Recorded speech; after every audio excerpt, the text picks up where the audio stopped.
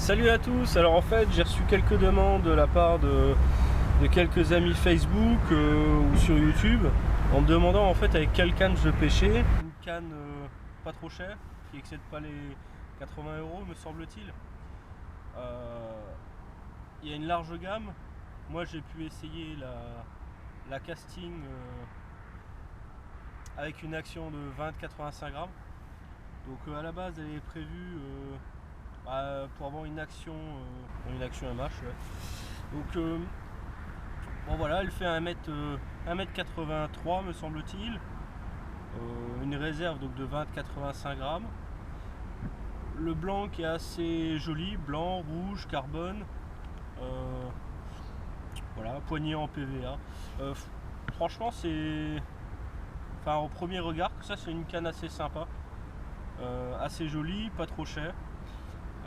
Maintenant, bon, j'ai pu pêcher 1 ou 2 mois avec.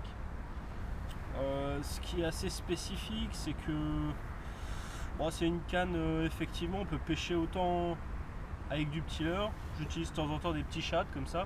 Ce qui est sympa quand on essaie une canne, c'est d'essayer avec des leurres assez petits, peu plombés, pour voir la résonance qu'elle peut avoir. Et franchement, je suis pas déçu. Je veux dire, avec une tête plombée de 12 grammes avec un petit chat, franchement on sent bien les vibrations et c'est sympa. Je veux dire, c'est pas une trick ou voilà. Donc en ce qui concerne les anneaux, en fait on peut voir qu'il y a quelque chose un peu de spécial. Donc elle est sortie à l'EFTEX 2013 et en fait ça permet d'avoir un anneau en fait avec une forme de spirale comme ça. C'est un peu bizarre de premiers abords, on sait pas trop pourquoi, mais apparemment ça améliore les distances de lancer, la reprise de contact en fait. Donc il y a pas mal d'avantages. Ça je vous conseille d'aller voir. Spro explique beaucoup leur système. Donc c'est pas mal du tout. Puis en fait donc ça c'est le premier anneau. Et le reste en fait on est en nano micro guide, donc on gagne un plus en précision. Alors les gens vont me dire, mais quand on a du micro guide sur toute la canne, comment? Alors moi cette canne je l'ai montée avec un Tatula HD 200 de chez Daiwa en ratio de 7:3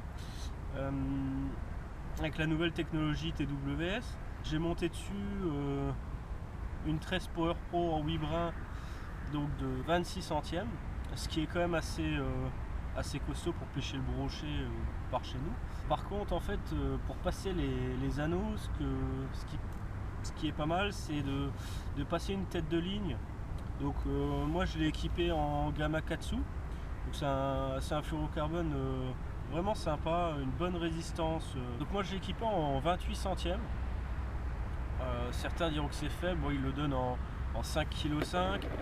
Et j'ai équipé après mon bas de ligne vraiment de 91 centièmes de chez Berkeley, la Triline Big Game. Donc voilà, avec cet ensemble, bon, j'ai fait pas mal de poissons, j'ai pêché en lac, j'ai pêché en rivière, en étang. On va dire que moi c'est devenu un peu ma canne passe-partout. Donc bon, dès que je me cherchais avec du leurre correct, on va dire de 12 cm à plus, bon bah voilà, je sais que je peux aller les chercher avec ça. On va dire en avantage, un blanc assez rigide avec de la réserve de puissance, une bonne résonance, assez costaud. Bah, j'ai pêché avec, j'ai jamais eu de problème. Voilà, si je peux donner un petit défaut, c'est peut-être la longueur de la canne. 1m83, c'est un peu court. Enfin c'est un peu court, c'est pareil quand je pêche dans des roselières, c'est super sympa à manœuvrer. On n'est pas gêné, on n'est pas embêté.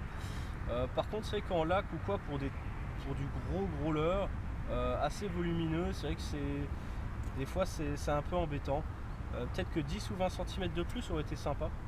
Et ça aurait donné un peu plus en même temps de réserve de puissance à la canne, qui aurait été vraiment chouette. Et franchement c'est une très belle canne à essayer et en plus elle coûte pas cher. Donc voilà. Bon bah essayez. A plus les amis.